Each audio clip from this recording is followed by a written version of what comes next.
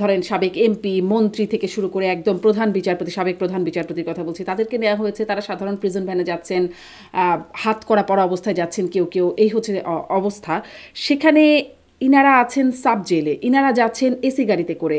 সেনা প্রধানের যে একটা সিদ্ধান্ত পরবর্তীতে, যে উনি এই 15 জন সামরিক কর্মকর্তাকে বেসামরিক আদালতে বিচার করার ক্ষেত্র তৈরি করেছেন, সুযোগ করে দিয়েছেন, সেটা একটা অনন্য উদাহরণ উনি তৈরি করেছেন। আর সাবেক প্রধানমন্ত্রী যিনিও এই মামলার আসামি, তার একটি ভার্চুয়াল বক্তব্যে শোনা যাচ্ছে যে পুলিশ বাহিনীকে ধ্বংস করা হয়েছে, এখন সেনাবাহিনীকে ধ্বংস করা হচ্ছে।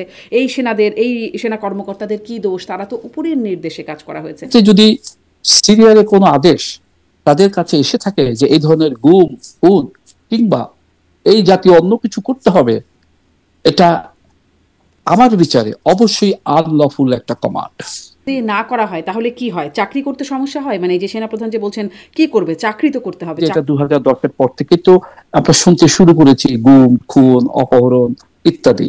গুম কমিশনের অন্যতম সদস্য নূর খান লিটন তিনি বলছেন স্বাধীনতার পর থেকে এরকম গুমের বিষয়টি ছিল। অপারেশন 3 হার্টে কিন্তু আসলে অসৎ উদ্দেশ্যে নিয়ে কিন্তু কিছু করেনি যে আমি তাকে ধরে নিয়ে আসবো, গুলি করে মেরে ফেলবো। সাবেক তথ্য প্রতিমন্ত্রী মোহাম্মদ আরাফাত তিনি বলছিলেন দেশ মাতৃকার জন্য জীবন বাজি রেখে জঙ্গিবাদের বিরুদ্ধে লড়াই করা সেনা সদস্যদের মধ্যে থেকে 15 জনকে কিভাবে জাস্টিফাই করবো বলেন তো? কারণ হচ্ছে এখানেও বলা হচ্ছে জঙ্গিবাদ, আমরা তো শুনেছি কোটা না, কিন্তু 2010-এর পরে যখন আমি দেখলাম এই ধরনের অপহরণ গুম খুন এই ধরনের জিনিসগুলো হচ্ছে। আপনার কি কারোর সাথে পরিচয় ছিল? কেমন তারা? তিনি ডিফেন্স লয়ার ছিলেন এই মামলায়। এম সারওয়ার তিনিও সাবেক একজন সেনা কর্মকর্তা, তিনিও গুম হয়েছেন। গণমাধ্যমে বক্তব্য রেখেছেন যে তারা নির্দোষ, তার ক্লায়েন্টরা নির্দোষ। উনি বলেছেন যে যাদের নাম এসেছে তাদের মধ্যে কোনো একজন তার গুমের সাথে সম্পৃক্ত ছিলেন বলে। প্রশ্ন হবে লাগামহীন। জানাতে চাই এই সময়ের পালস অফ পলিটিক্স। গুমে অভিযুক্ত 15 সেনা কর্মকর্তাকে রাখা হয়েছে বিশেষ ব্যবস্থায় সেনানিবাসের ভেতরে সাব জেলে। তাদের আদালতেও হাজির করা হয়েছে এসি গাড়িতে, যেখানে সাবেক আইজিপি এমপি মন্ত্রী থেকে শুরু করে সাবেক প্রধান বিচারপতি পর্যন্ত হাজিরা দিচ্ছেন সাধারণ প্রিজন ভ্যানে, থাকছেন সাধারণ কারাগারে। সেখানে এই সেনা কর্মকর্তাদের বেলায় কেন এই বিশেষ সুবিধা? মামলার বাদী সাবেক ব্রিগেডিয়ার জেনারেল আমান আজমির ভাষ্য মতে সেনাপ্রধান জেনারেল ওয়াকারুজ্জামান তাকে এই কর্মকর্তাদের জেলে না দিয়ে ক্ষমা করতে অনুরোধ করেছিলেন। কিন্তু কেন? সেনাপ্রধানের সুরে সাবেক প্রধানমন্ত্রী শেখ হাসিনা এক ভার্চুয়াল বক্তব্যে বলেছেন এই কর্মকর্তাদের কি দোষ, তারা যা করেছেন উপরের নির্দেশে করেছেন। চাকরি করতে গেলে কি উপরের এমন নির্দেশ মানা বাধ্যতামূলক? কি হয় না মানলে? আর এত সব ঘটনা যখন ঘটছে তখন কি উদ্দেশ্যে ঢাকা সফর করে গেলেন ভারতীয় গোয়েন্দা মেজর জেনারেল কুন্দন কুমার সিং এর নেতৃত্বে প্রতিনিধি দল? এসব নিয়ে কথা বলতে স্বপ্নধারা নিবেদিত পালস অফ পলিটিক্সে আমার আজকের অতিথি এটিএন নিউজের সাবেক সিইও সেনাবাহিনীর অবসরপ্রাপ্ত lieutenant colonel Motahar Hasan. Lieutenant colonel Mir Motahar Hasan, আপনাকে স্বাগত জানাচ্ছি পালস অফ পলিটিক্সে আমার আজকের আয়োজনে।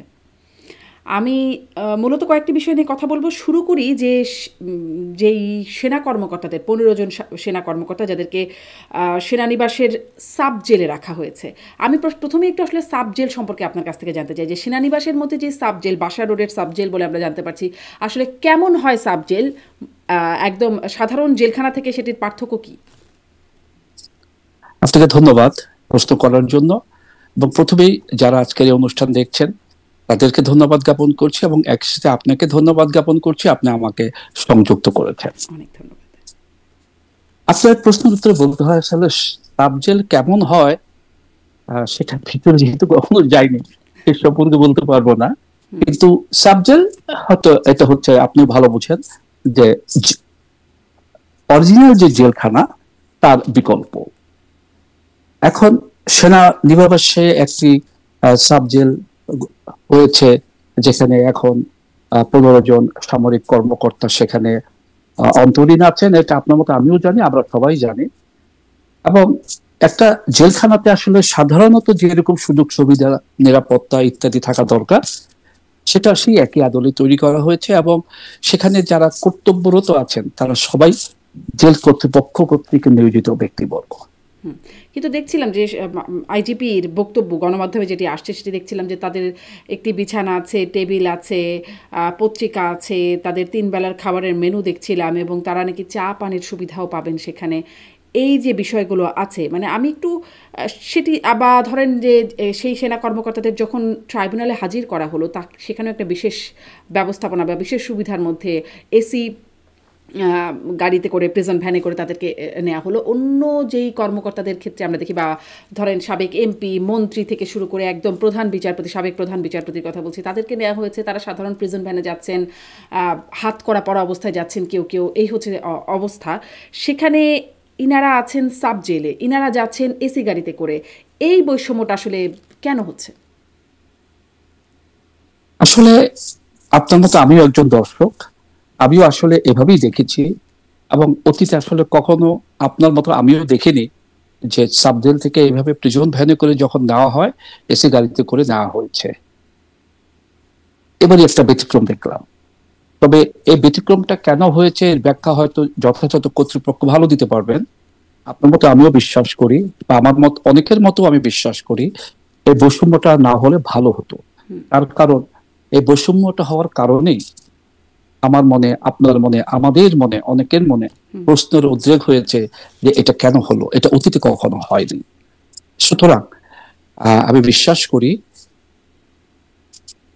সবার স্বার্থে এই ধরনের একটি ব্যতিক্রম না হওয়াটা অবশ্যই ভালো হতো। কিন্তু হ্যাঁ, সেটা আপনি মনে করছেন সেনাবাহিনীর অবসরপ্রাপ্ত কর্মকর্তারা, বা আপনাদের মধ্যে নিশ্চয়ই একটা ফোরাম আছে, আলোচনা হয়, তারা কি মনে করছেন, বা সার্ভিং কর্মকর্তারা যারা আছেন তাদের মধ্যে আসলে এটি নিয়ে কি ধারণা বা কি মতামত তারা পোষণ করছেন? একজন সেনা কর্মকর্তাও এই একদম এই সময়ের ঘটনায়, আরও আগে অতীতে হয়েছে, কিন্তু একদম এই সময়েরই ঘটনা, মেজর জেনারেল জিয়াউল হাসান, এনটিএমসির যিনি প্রধান ছিলেন, তিনিও গেলেন, মানে তাকেও নেওয়া হচ্ছে সাধারণ প্রিজন ভ্যানে, সাধারণ জেলখানাতেই আছেন, কিন্তু এই কর্মকর্তারা একটা বিশেষ সুবিধা পাচ্ছেন। এটা নিয়ে আসলে আপনাদের মধ্যে আলোচনা কেমন হয়?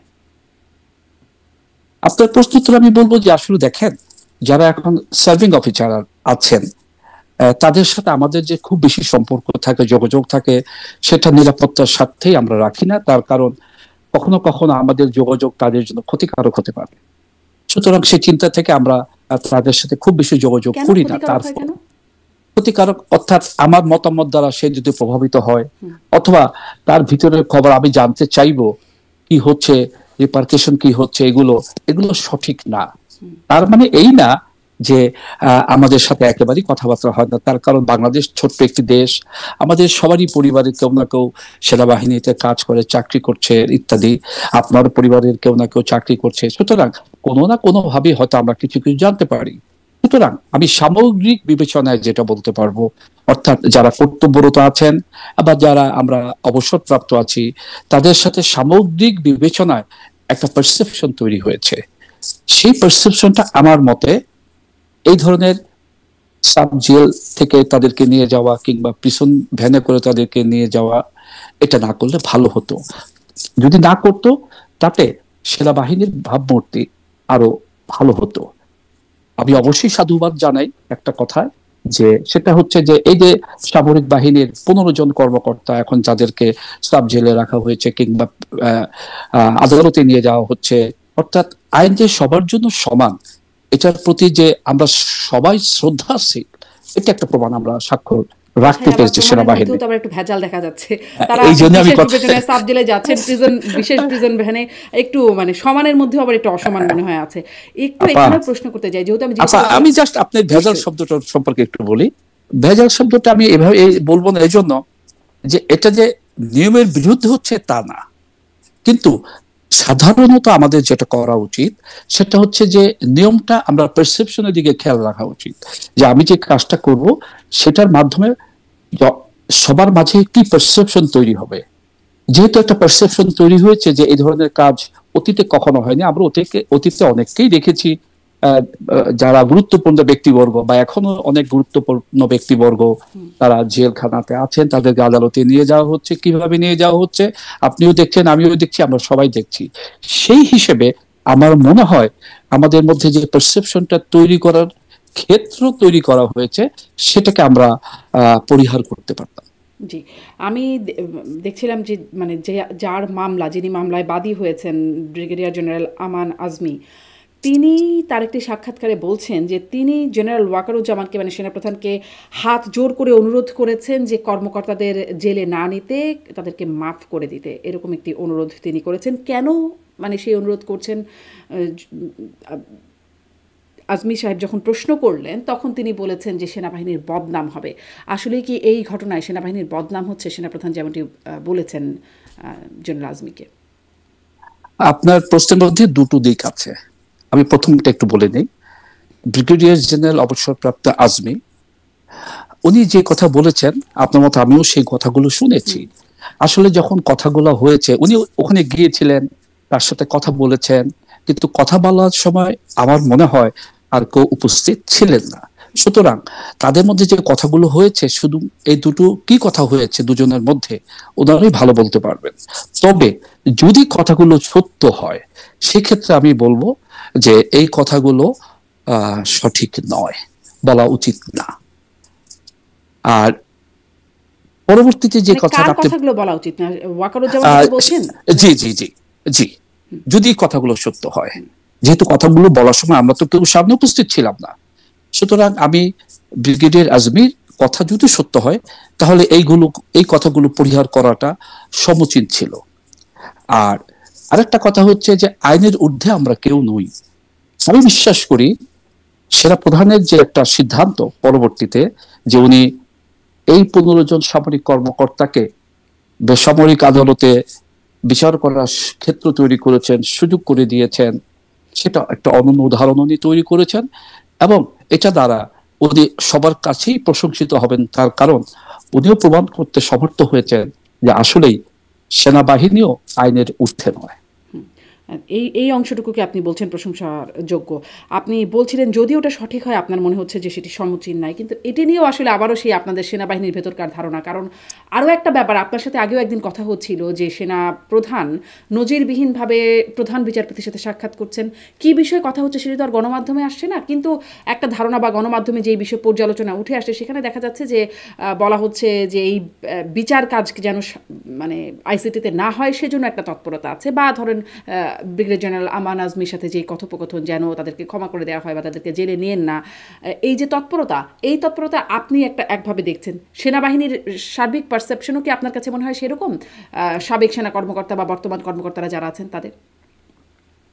আমি আপনার উত্তরে একটা কথা বলবো, দেখুন, যখন কোনো ঘটনা সংঘটিত হয়, তাৎক্ষণিকভাবে যদি একটা ব্যাখ্যা দিয়ে দেওয়া হয় যথাযথ কর্তৃপক্ষের মাধ্যমে, তাহলে আমার পারসেপশন, আপনার পারসেপশন বা আরেকজনের চিন্তাধারা, এগুলোর মধ্যে কোনো অমিল থাকবে না। আমরা একটা মিল খুঁজে পাবো আসলে কোথায়, কখন, কিভাবে, কেন হচ্ছে।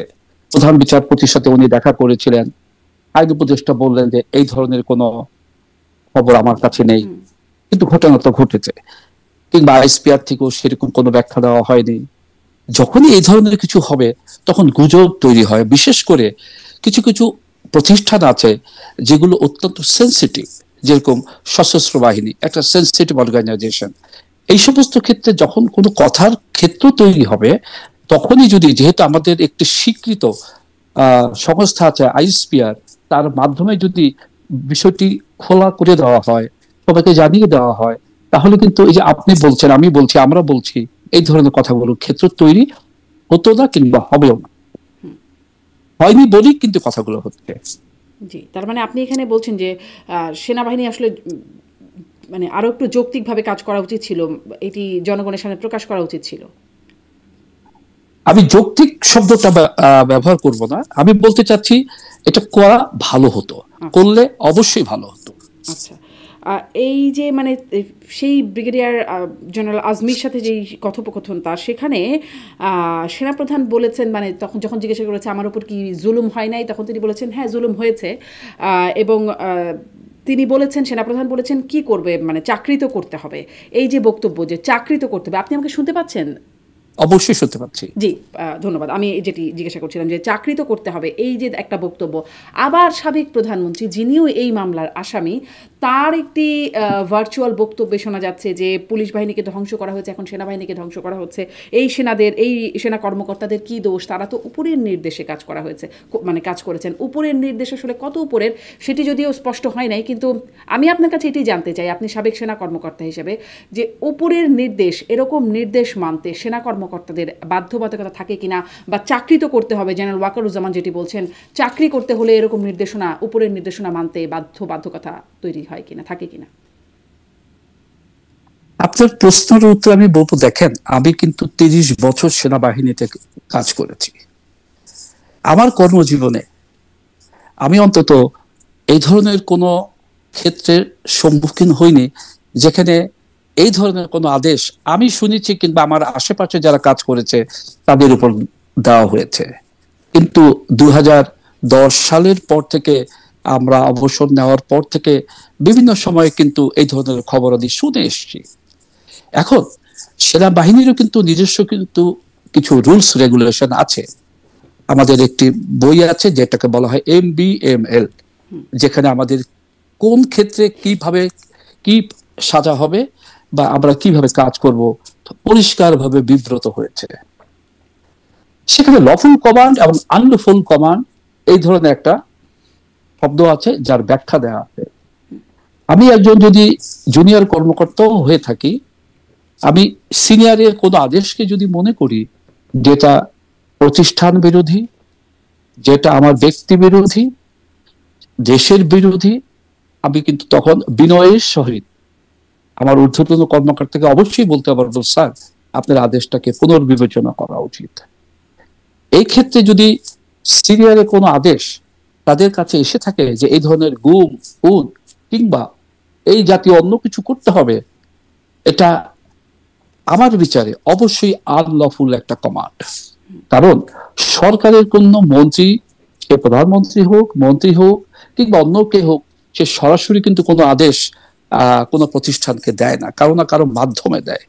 আমি একজন কর্মকর্তা হিসেবে আমাকে যদি কোনো আদেশ করে, আমার ইমিডিয়েট ঊর্ধ্বতন কর্মকর্তা ছাড়া আমি কিন্তু কারো আদেশ কখনোই গ্রহণ করব না। আবার আমি তাকে বিনয়ের সহিত আমাদের কর্মক্ষেত্রে যখন বলেছি যে স্যার এই আদেশটা আমার যে উপরস্থ কর্মকর্তা ইমিডিয়েট যার অধীনে আমি, তার মাধ্যমে আসলে ভালো হয়।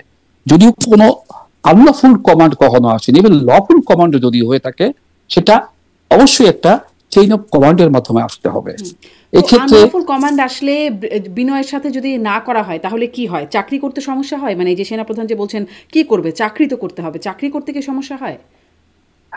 আমি বিশ্বাস করি যদি আমরা একটু প্রথমে এই ব্যাপারে একটু সচেতন হতাম, তাহলে পরবর্তীতে যে হয়ে এসছে সেই 10,000 সাল থেকে শুরু করে 24-23 সাল পর্যন্ত এতগুলো গুম খুন হতে পারতো না, যদি প্রথমেই আমরা একটু এটাকে আনলফুল কমান্ড হিসেবে গ্রহণ না করতাম। মানে কোন সময় থেকে কোন সময় বলছেন?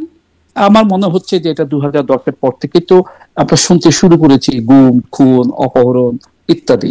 এই শব্দগুলো কিন্তু আমি অন্তত 30 বছর আমার চাকরি জীবনে, আমি 1980 সাল থেকে প্রায় 2010 সাল পর্যন্ত কাজ করেছি, কখনো শুনিনি যে সেনাবাহিনীর মতো প্রতিষ্ঠান কিংবা সশস্ত্র বাহিনীর মতো কোনো প্রতিষ্ঠান এই ধরনের কোনো কাজে জড়িত আছে, যেটা এখন শুনতে পাচ্ছি। কারণ ওই যে গুম কমিশনের অন্যতম সদস্য নূর খান লিটন, তিনি বলছেন স্বাধীনতার পর থেকে এরকম গুমের বিষয়টি ছিল, এবং তিনি একজন যুবলীগ নেতার কথাও বলছিলেন যে তাকে গুম করা হয়েছিল ওই 70-এর দশকে সম্ভবত। আমি এটার উত্তরে বলি, কোনো আইসোলেটেড কেস নিয়ে যদি কোনো আলোচনা করা হয়, উদাহরণ হিসেবে একটা দুটো, এগুলো কিন্তু আসলে আইসোলেটেড কেস, এগুলো দিয়ে আমরা প্রতিষ্ঠা করতে পারবো। আইসোলেটেড হলেও তো গুমই না। আইসোলেটেড হলে কি হয়, একটা জিনিস হয়েছে, অন্যায় হয়েছে, সেটা হয়তো আমি আপনি বা আমরা অনেকেই জানি না বা জানার সুযোগ ছিল না হয়তোবা। কিন্তু যদি এরকম হতো যেরকম এখন আমরা 2010-এর পর থেকে দেখেছি, সেরকম যে হয়নি, অন্তত আমি আমার চাকরি জীবনের কথা বলতে পারবো, 1980 সাল থেকে 2010 আমার কানে কখনো আসেনি যে সশস্ত্র বাহিনী কোনো ধরনের গুম খুন অপহরণ হত্যা ইত্যাদি কোনো কিছুর সাথে সম্পৃক্ত ছিল। কেন ছিল তো, বিচার বহির্ভূত হত্যাকাণ্ডে সশস্ত্র বাহিনী যৌথ বাহিনীর যে অভিযান চলতো তখন তো ছিল, তাই না? অপারেশন হার্ট ধরে নিয়ে গিয়ে বলা হতো হার্ট অ্যাটাক করে মারা গেছে, এরকম গল্প তো একটা সময় হয়েছে, তখনও সশস্ত্র বাহিনীর সূত্র ছিল, সম্পৃক্ত ছিল। এটা আসলে আমি শব্দটা ব্যবহার করেছি গুম খুন। গুম অর্থ হচ্ছে যে আমি একজনকে তুলে নিয়ে এসেছি, তার কোনো হদিস নেই, কিন্তু আমি যাকে তুলে নিয়ে এসেছি, কে তুলে নিয়ে গেছে সে কেউ এটা জানে না।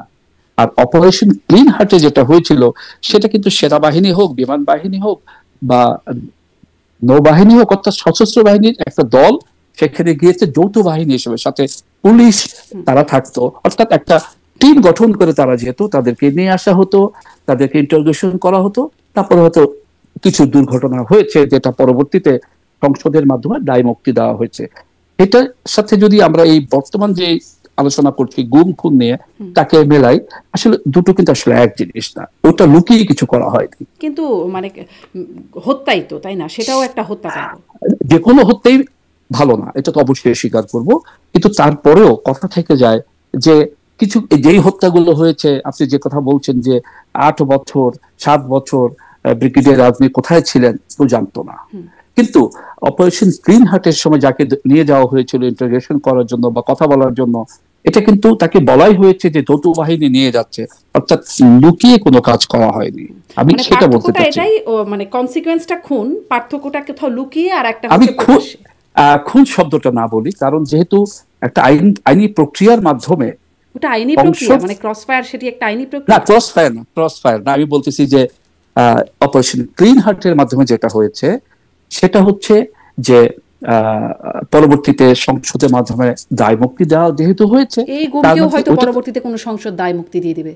আমরা সময়ের অপেক্ষায় থাকবো।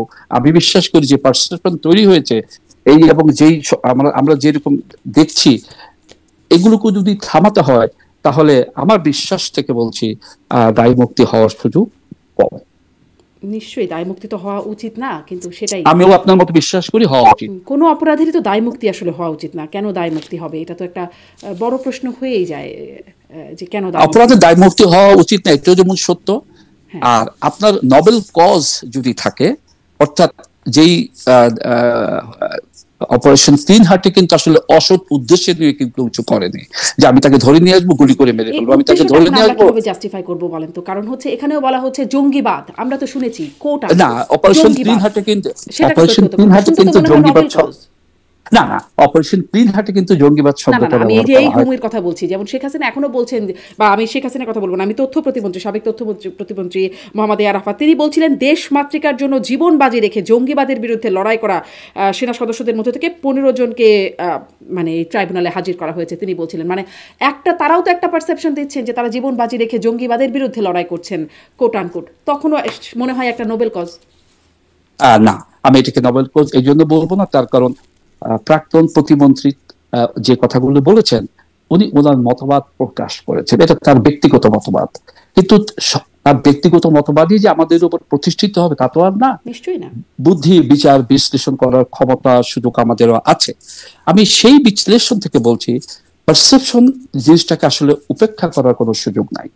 সুতরাং জঙ্গিবাদ নাটক সাজিয়ে যদি বলা হয় যে আমি আমার জীবন উৎসর্গ করলাম, জঙ্গিবাদ নাটক সাজিয়ে উৎসর্গকৃত অফিসারের সংখ্যা কয়জন তাহলে? আমার মনে হয় না কেউ আছে। সুতরাং এটা আমি ওই কথাগুলোকে আমি আমার মতে বিশ্বাস করতে চাই না, আমি দ্বিমত পোষণ করছি।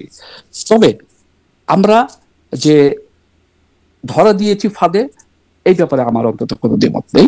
আমরা এই ব্যাপারটুকু বিচার বিশ্লেষণ করে কোথায় কিভাবে কাজ করতে হবে সেটাকে যদি এই যে এখন দেখেন আজকে যে অফিসাররা, আপনার সামরিক অফিসাররা যারা আজকে আদালতে গিয়েছে, তারা তো বুঝি হোক আর না বুঝি হোক এখন তো আদালতে গিয়েছে। এখন আপনি বলছেন যে তারা কি চাকরি চলে যেত কিনা? কতজন অফিসারের চাকরি যেত আপনি আমাকে বলেন, কতজন? আমি যদি একবার শুরু করতাম, শুরুতে আমার যদি চাকরি চলে যেত, তারপরে আরেকজন আসতে তারও চাকরি চলে যেত, এইভাবে কতজন যেত? বুঝলেন, ঘাতের উপর প্রতিঘাত যখন হয় তখন কিন্তু একটা জিনিস সোজা পথে চলে। আর যদি শুধু ঘাতই হতে থাকে, প্রতিহত না হয়, প্রতিঘাত না আসে, তাহলে কিন্তু বিচারের বাণী নীরবে নিভৃতে সবসময় কাঁদে। জি, মানে একটু বুঝতে চাই, ঘাতের উপর প্রতিঘাত মানে? ঘাতের উপর প্রতিঘাত বলতে বোঝাচ্ছি যে আমি মনে করেন যদি আরবিতে কর্মরত থাকা অবস্থায় আমার উপরে এরকম একটা আদেশ আসতো, এই গুম খুন অপহরণ ইত্যাদি এই জাতীয়, আমাকে কেউ না কেউ আদেশ দিত, কে দিত? আমার উপরস্থ কর্মকর্তা। আমি যখন দেখতাম যে এটা লফুল কমান্ড না, আমি তো বিনয়ের সহিত তাকে বলতাম যে স্যার আপনি আমাকে তো যে আদেশটা দিচ্ছেন সেটা আমি মনে করি আমার বিবেচনায় সঠিক না, আপনি পুনর্বিবেচনা করেন। উনি পুনর্বিবেচনা করেই যদি বলতেন যে করতে হবে তোমাকে, আমি হয়তো তখন অস্বীকৃতি জানাতাম। আমার এই অস্বীকৃতি জানাবার ফলে ফলাফল দুরকম হতে পারতো। একটা হতে পারতো আমি যে সংস্থায় আছি সেখান থেকে আমাকে বদলি করে দিয়ে আমার আগের সেনাবাহিনীতে ফিরিয়ে দেওয়া। আর আরেকটা হতে পারতো যে আমি যেহেতু তার আদেশ অমান্য করেছি, কোনো না কোনো অজুহাতে, ওই কারণে সে আমাকে চাকরি থেকে বের করতে পারতো না, কোনো না কোনো অন্য অজুহাতে আমাকে হয়তো চাকরি থেকে বের করে দিত। এই চাকরি থেকে যদি আমাকে বের করে দিত, পরবর্তীতে এরকম আরো অফিসারদের এরকম যদি আদেশ দেওয়া হতো আর তারাও যদি অস্বীকার করতো, আমার প্রশ্ন হচ্ছে কত অফিসারকে তাহলে চাকরি থেকে বের করে দিত।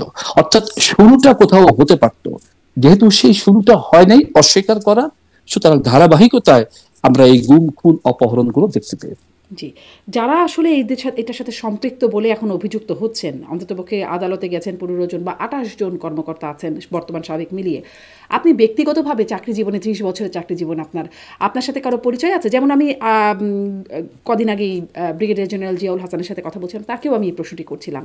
তিনি বলছিলেন যে একজনের সাথে তো তিনি তার সরাসরি অধীনস্থ ছিলেন, ভদ্রলোক হিসেবেই দেখেছেন বা ভালো অফিসার হিসেবে দেখেছেন। আপনার কি কারোর সাথে পরিচয় ছিল?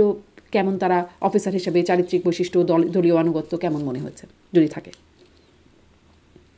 এখন যে 28 জনের কথা বললেন, আমি যদি বলি কারোর সাথে পরিচয় ছিল না, সেটা তো সঠিক হবে না, তাই না? বিশেষ করে যারা আমার কোর্সের কাছাকাছি যারা ছিলেন বিভিন্ন সময়ে, তাদের প্রত্যেককেই আমি চিনতাম, জানতাম। তারা যখন জুনিয়র অফিসার ছিল, আমরা একসাথে কাজ করেছি মাঠ পর্যায়ে বা বিভিন্ন জায়গায় একসাথে কাজ করেছি। সুতরাং ওই যে আমি একটা কথা বললাম, তাদের সাথে আমার কাজের সম্পৃক্ততা ছিল 2010 পর্যন্ত। যেহেতু আমি 2010-এর পরে আর সেনাবাহিনীতে কর্মরত ছিলাম না, সুতরাং 2010 পর্যন্ত তাদের সাথে কাজ করে দেখেছি। তখন তারা তো আসলে অত জ্যেষ্ঠ অফিসার ছিলেন না, সুতরাং তাদের মধ্যে এই ধরনের সুযোগ দেওয়ার বা নেওয়ারও কোনো ক্ষেত্র তৈরি হয়নি। আর 2010 পর্যন্ত আসলেই সশস্ত্র বাহিনী তো এই ধরনের কোনো অপবাদ দেওয়া হয়। কর্মকর্তা মানে কত জুনিয়র কর্মকর্তা? যেমন মনে করেন যারা এই যে 28 জনের মধ্যে কিছু কিছু দেখা যাচ্ছে যারা প্রতিরক্ষা গোয়েন্দা সংস্থার মহাপরিচালক ছিলেন, তারা তো একটা সময় জ্যেষ্ঠ অফিসার ছিলেন না, অবশ্যই মধ্যমানের অফিসার ছিলেন। আমার সাথে কাজ করেছেন, আমরা একসাথে কাজ করেছি মাঠ পর্যায়ে বা বিভিন্ন জায়গায়। তখন তো আসলে এই ধরনের গুম খুন অপহরণ এগুলি করারও সুযোগ ছিল না, কখনো সংগঠিত হয়নি। সুতরাং ওই দিক থেকে তাদেরকে দেখার বা বিচার করার সুযোগ আমাদের আসেনি। তবে পেশাগতভাবে তাদেরকে দেখেছি, তারা সবসময় প্রতিষ্ঠানের প্রতি অনুগত ছিল। কোনো লফুল কমান্ড, আনলফুল কমান্ড, এগুলো বিচার বিশ্লেষণ করেই তাদেরকে কাজ করতে দেখেছি। কিন্তু 2010-এর পরে যখন আমি দেখলাম এই ধরনের অপহরণ, গুম খুন, এই ধরনের জিনিসগুলো হচ্ছে, এবং সেগুলোর সাথে তখন ছিল অপবাদ যে সশস্ত্র বাহিনী, বিশেষ করে সেনাবাহিনী জড়িয়ে পড়ছে, তখন আমার কাছে অবশ্যই খারাপ লাগতো একজন অবসরপ্রাপ্ত কর্মকর্তা হিসেবে। আমার মতো আমাদের বাকি যারা অবসরপ্রাপ্ত ছিলেন তাদেরও খারাপ লেগেছে বা লাগতো। জি, তখন কিন্তু নিশ্চিত হতে পারতাম না যে তারা আসলে জড়িত কিনা। কিন্তু এখন যখন দেখছি, এখনো আমি বলবো না পুরোপুরি, যেহেতু আদালতে জিনিসটা বিচারাধীন, কিন্তু অভিযুক্ত অন্তত হয়েছে। সেই ক্ষেত্র থেকে আমার কাছে অবশ্যই ভাবতে অবাক লাগে, খারাপ লাগে যে সশস্ত্র বাহিনীর মতো একটা বাহিনী এই ধরনের গুম খুন কিংবা অপহরণের সাথে জড়িত থাকার অপবাদে অভিযুক্ত হয়েছে। আপনি বলছেন নিশ্চিত হতে পারছেন না, আদালতে আছে, আদালতে প্রমাণ হবে। যেহেতু আদালতে বিচারাধীন, ওই আইসিটি আইন বা আন্তর্জাতিক অপরাধ ট্রাইব্যুনাল আইনের সংশোধন হয়েছে একদম বিচারের ঠিক শুরু হওয়ার পরেই।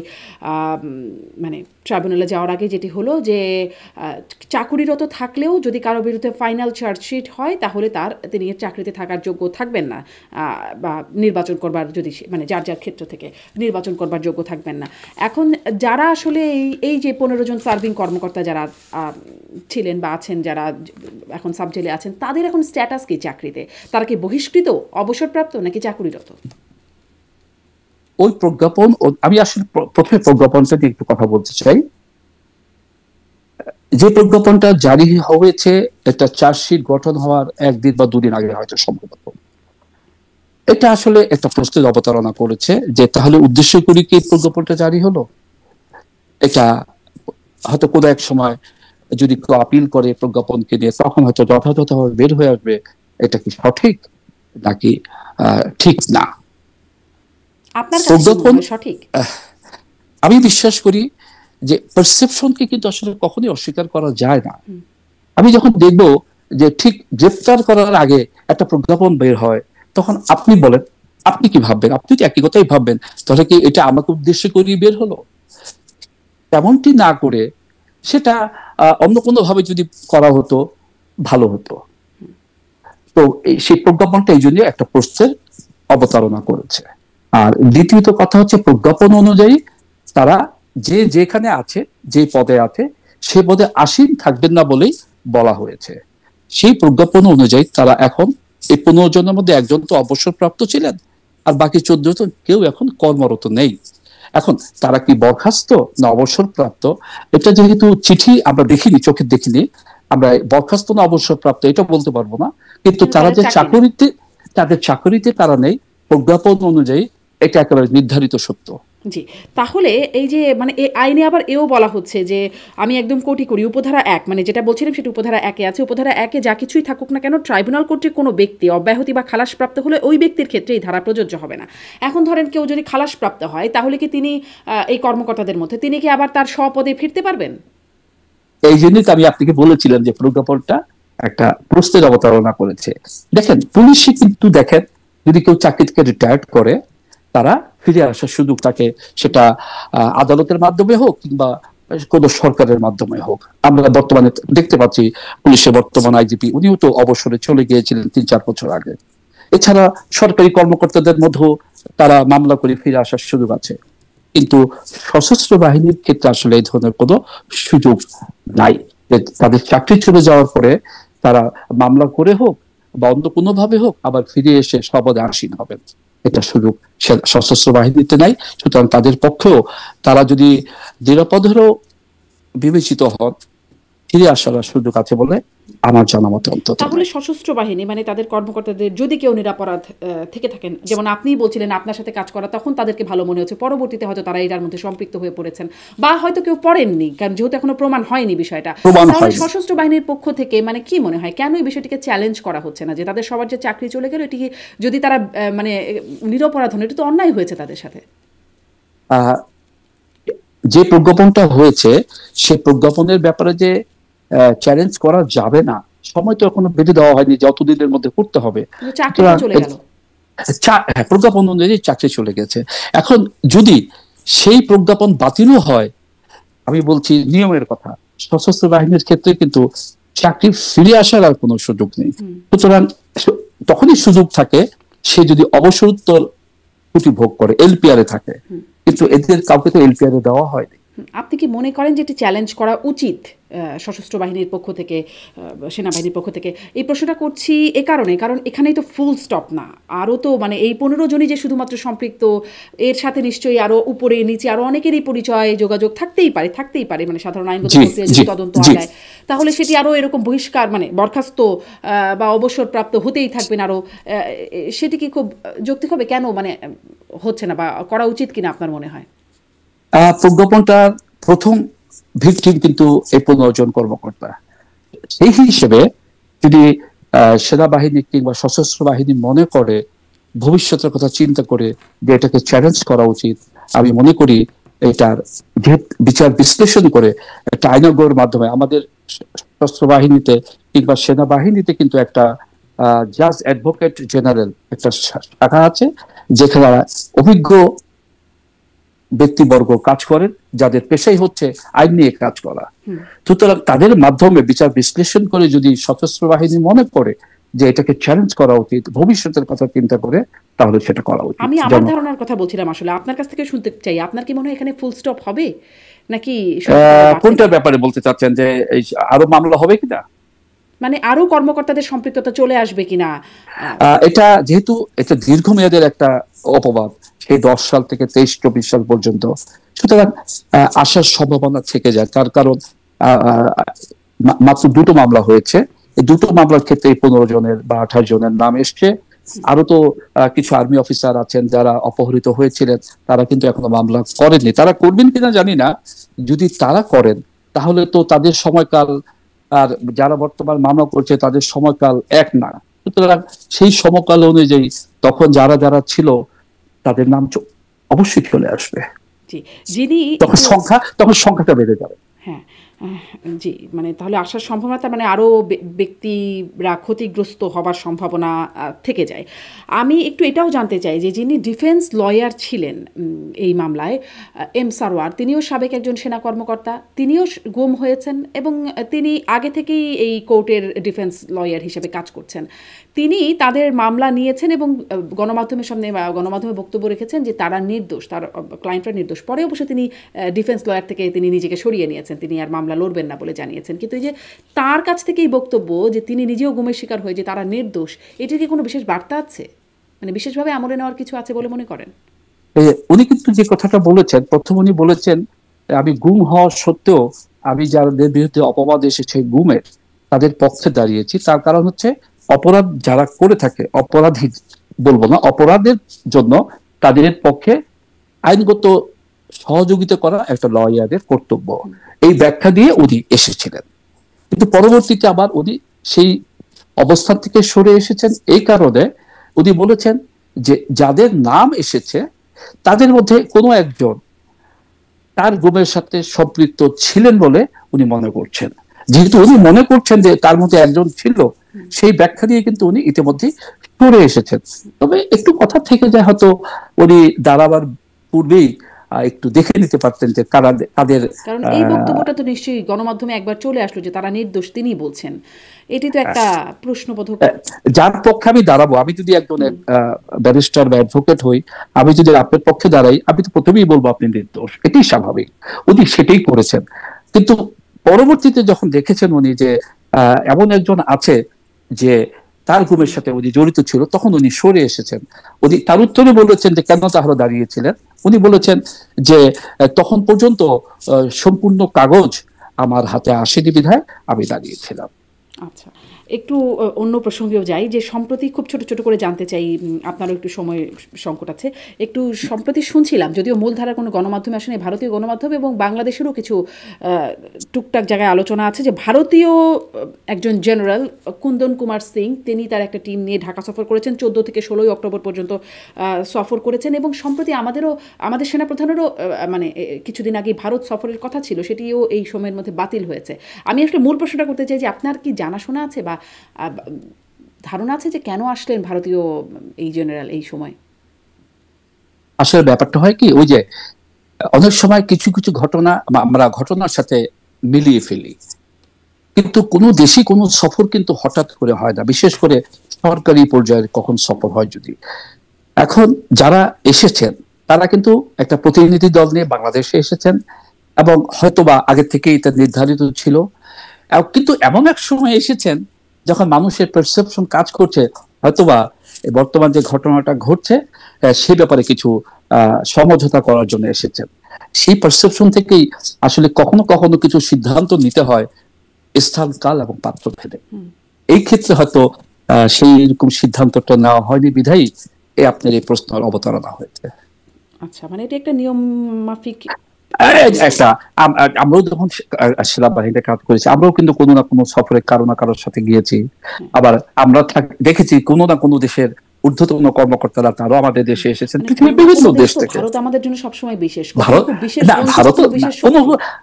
আমি শত্রু কথাটাও বলবো না, যেহেতু আমাদের পররাষ্ট্র নীতি তো আপনি জানেন, শত্রু কথাটা সরাসরি না বলে এভাবে বলতে পারি, আমরা এভাবেই বলি যে হ্যাঁ ভারত আমাদের জন্য একটু সেনসিটিভ, এইভাবে বলি। তো যেহেতু ভারত আমাদের জন্য সেনসিটিভ, সেহেতু এই সময়টা এসেছে বিধায় কিন্তু এই কথাগুলো তৈরি হয়েছে। ভারত কি কখনো আমাদের দেশে সফরে আসছেন না? আমাদের সেনাপ্রধান কি কখনো ভারত সফরে যাননি অতীতে যারা ছিলেন তারা, বা যিনি আছেন তিনি?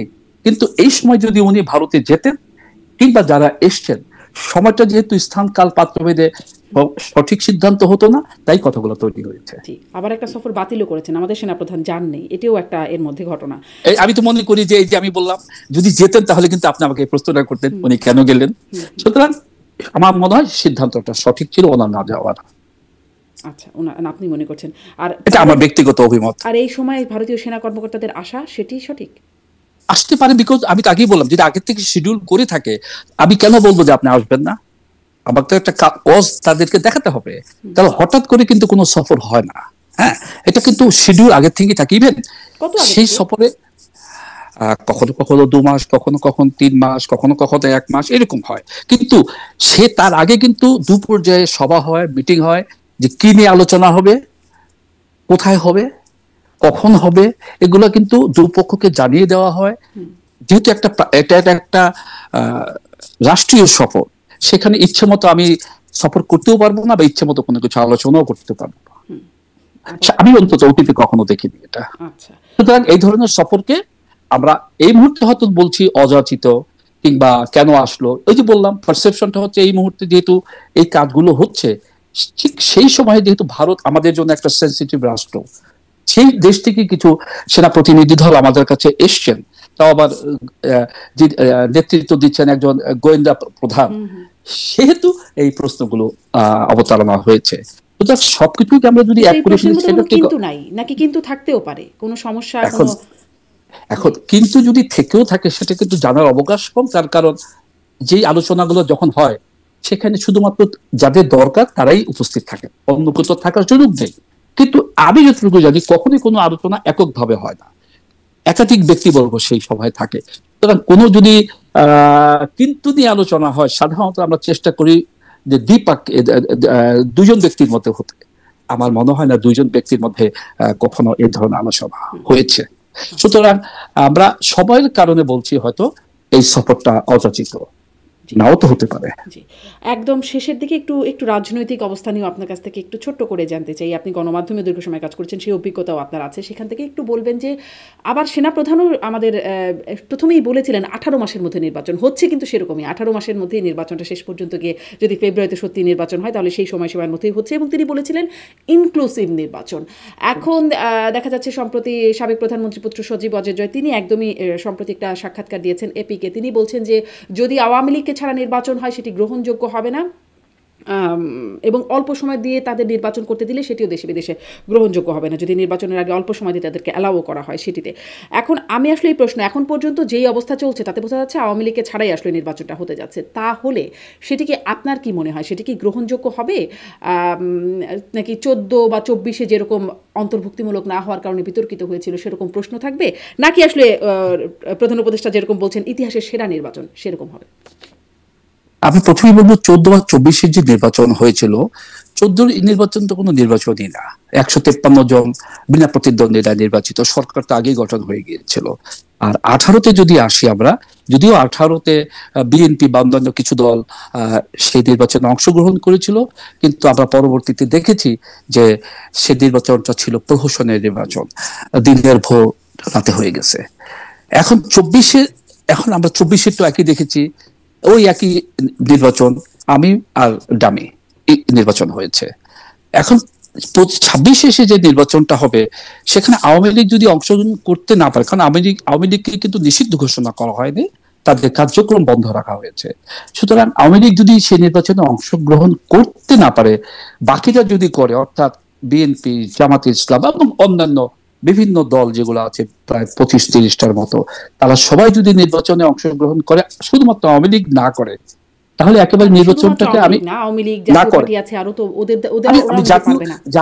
জাতীয় পার্টির ব্যাপারটা কিন্তু এখন তো সেভাবে আলোচনায় আসেনি, তাদের কার্যক্রম নিষিদ্ধ হয়নি, তাদেরকে অংশগ্রহণ করতে দেওয়া হবে না, সেটাও কিন্তু খুব ভীষণভাবে আলোচনায় আসেনি। এই জন্য বললাম শুধুমাত্র আওয়ামী লীগ যদি ইলেকশন না করে তাহলে ওই নির্বাচনটাকে আমি একেবারে হেও করে দেখব, সেই সুযোগটা কম। তার কারণ মাস people participating in the election with all other parties. Awami League বড় দল করতে পারছে না, কিন্তু কেন পারছে না সেটা আমি বাংলা সবাই জানি। এখন প্রশ্ন হচ্ছে আওয়ামী লীগ যদি নিষিদ্ধ না হয়, তার কার্যক্রম যদি আবার চালু করে দেওয়া হয়, তখন তার সুযোগ থাকবে নির্বাচনে অংশ নেওয়ার। যদি করতে পারবে সেটা আমরা ভবিষ্যৎ হাতে ছেড়ে দেই। একটা কথা মনে রাখতে হবে, আওয়ামী লীগ খারাপ কাজ করেছে, ভুল করেছে, অনেক খারাপ কাজ করেছে, এগুলো যেমন সত্য, কিন্তু আওয়ামী লীগের কিছু লোকজন তো আছে যারা ভোট দিয়েছে, তারা কিন্তু কোনো দল করে না, আমি হয় নৌকাতে ভোট দিব, নাহলে আমি ধানের শীষে দিব, নাহলে আমি দাঁড়িপাল্লায় দিব, নাহলে অন্যান্য দলে যে মশাল মার্কা সেখানে দিব। অর্থাৎ আমার পছন্দ অনুযায়ী আমি ভোট দেই। তার মানে এই না যে আমি সেই দলটা করি। তো সেরকম একটা সমর্থক গোষ্ঠী কিন্তু আছে, তো তাদেরও তো ভোট দেওয়ার একটা কথা থেকে যাবে। তো সেই ভোটগুলো কি হবে সেটা বিবেচনা আনতে হবে। সবকিছু বিবেচনায় এনে সরকার যদি মনে করে সবাইকে নিয়ে নির্বাচন করবে, সেটাও সাধুবাদ জানায়। কিন্তু এটা বলা যাবে না যে আওয়ামী লীগ যদি নির্বাচন না করে বাকি সবাই যদি করে, তাহলে সেই নির্বাচনকে 14, 24 কিংবা 18-র মতো নির্বাচন বলা যাবে না। আপনি তাই মনে করছেন?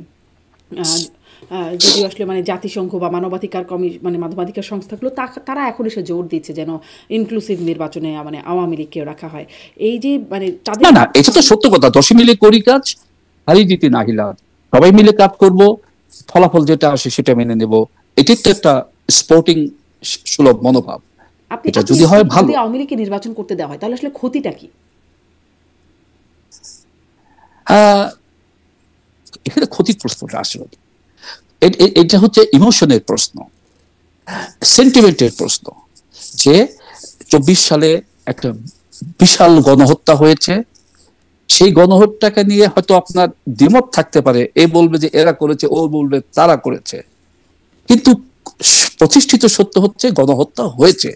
আর আমি যদি সেইখানে সরকার প্রধান থেকে থাকি, আমি তো তোর দায়িত্ব এড়াতে পারি না যে কেন হলো তাহলে এটা, এবং সেই দায়িত্ব আমার। এবং মাস পিপল এটাই বলে যে দায়িত্বটা আওয়ামী লীগের। সুতরাং সেক্ষেত্রে আমরা তো সরকার প্রধানের, কিন্তু আওয়ামী লীগের কি করে? আওয়ামী লীগ বিকজ আমাদের দেশ তো সরকার এবং দল এক হয়ে যায়, যেটা হওয়া উচিত ছিল না। আমাদের দেশের যিনি প্রধানমন্ত্রী ছিলেন উনি তো আওয়ামী লীগেরও সভানেত্রী ছিলেন, কাজে উনি তো অস্বীকার করতে পারেন না যে আওয়ামী লীগ এটা করেনি। আবার উনি প্রধানমন্ত্রীও বটে, সরকার প্রধান। সুতরাং উনি যদি শুধু সরকার প্রধান হতেন তাহলে আমি বলতাম যে আওয়ামী লীগ এটা করে। কিন্তু আওয়ামী লীগের এত শত শত হাজার হাজার লক্ষ নেতা কর্মী, তারা সবাই আসলে এটার জন্য এখন দায়ী হয়ে যাবেন। শুনেন একটা কথা কি, যেহেতু দল করছে এটা, মন্ত্রীরা তো সেই দলেরই। ওবায়দুল কাদের সাধারণ সম্পাদক, উনি তো সেই দলেরই, বা বিভিন্ন মন্ত্রীরা ছিলেন তারা তো সেই দলেরই। তাহলে ধরুন এই যে 14, 18, 24 এই নির্বাচনগুলোতে সেনাবাহিনীও কিন্তু দায়িত্ব পালন করেছে, আপনিও একজন সেনা সদস্য, তাহলে আপনিও কি দায়ী? আপনি না হয় সাবেক হয়েছেন, যারা কর্মরত ছিলেন তারা সবাই দায়ী। না, আসলে ল এনফোর্সিং এজেন্সিস কে খুব বেশি আমরা দায়বদ্ধ করতে পারি না এই ক্ষেত্রে। ল এনফোর্সিং এজেন্সি সেটাই করে যেটাকে নির্দেশনা দেওয়া হয়। এই জন্যই তো আজকে এই অবস্থা। এই জন্যই তো রাতের ভোট হয়েছে, দিনে যদি হতো সেটা তো আদেশ হওয়া উচিত ছিল, আদেশটা হয়েছে রাতে হয়ে যাবে। তো সেই সময় পুলিশ, সেনাবাহিনী, আনসার বা বিভিন্ন লোকজন সেখানে উপস্থিত ছিলেন। একটা কথা জানতে হবে, সেনাবাহিনী যখন নিয়োজিত হয় তখন তাদের সেন্টারের ভিতরে ঢোকার কোনো সুযোগ থাকে না, তারা হচ্ছে বাইরে থাকার কথা নিয়ম অনুযায়ী, এবং তাই থাকে। আর পুলিশ, আনসার এরা ভিতরে শান্তি শৃঙ্খলা রক্ষা করে। সেনাবাহিনী মূলত স্ট্রাইকিং ফোর্স হিসাবে কাজ করে। সুতরাং এখানে খুব ঢালাও হবে কাকে শুধু ইয়ে করার, অপবাদ দেওয়ার সুযোগ কম। এই ক্ষেত্রে কিন্তু প্রশাসনের সাথে যারা সরাসরি যুক্ত, রিটার্নিং অফিসার বা তার প্রিজাইডিং অফিসার, এদের দায়বদ্ধতাটা স্ট্রাইকিং ফোর্স, পুলিশ বা অন্যান্য বাহিনীর থেকেও বেশি। জি, মানে কারো বেশি কারো কম, কিন্তু দায়িত্ব দিতে তাহলে সবাই দায় কম বেশি তো থাকবে, বাট ঢালাওভাবে এখানে আমি আসলে ল এনফোর্সিং এজেন্সিস গুলোকে দায়ী করব না। তার কারণ দিন শেষে তো আসলে তারা আদেশ পালন করে। সেটা তো আবার ওই আগের কথা হলো, চাকরি করতে গেলে আদেশ পালন করতে হবে, যদি সেটা ইল্লিগাল আদেশ হয় কেন পালন করবেন? আমি এই জন্য তো বলেছি যে আপনাকে যাচাই করতে হবে লফুল কমান্ড আর আনলফুল কমান্ড, এবং শুরুটা হওয়া উচিত ছিল কোথায়। আমি তো 91 সালে নির্বাচনে কাজ করেছি, আমি 96 সালে কাজ করেছি, 2001-এ করেছি, 2009-তেও আমি নির্বাচনে কাজ করেছি। আমাদের সময় তো কেউ বলতে পারবে না যে এই ধরনের কোনো কাজ হয়েছে। আমি শুধু তাই না, আমি তো দেশের বাইরেও কাজ করেছি। সিরিয়া লিওনে যখন 1 বছর ছিলাম সেখানে নির্বাচন করেছি, কঙ্গোতে নির্বাচন করেছি। পরাজিত পক্ষরা বলে যে ওই নির্বাচনগুলোতেও সমস্যা আছে। 2009 নিয়েও এখন যারা সেটা তো 91 সালে বলেছিল সূক্ষ্ম কারচুপি, 96 সালে স্থূল কারচুপি, কিন্তু মেনে সবাই আমরা নিয়েছিলাম, তাই না? এই সূক্ষ্ম স্থূল এগুলো থেকেই যাবে, কিন্তু at the end of the day আমরা কিন্তু সবাই নির্বাচনটাকে মেনে নিয়েছিলাম।